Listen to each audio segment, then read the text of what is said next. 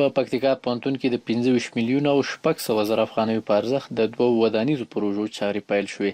په پکتیکا پوهنتون کې د اساسي زیربنایي او نیمه کاره پروژو د بشپړتیا په موخه د 2 مهمو ودانیزو پروژو عملی چارې پیل شوې.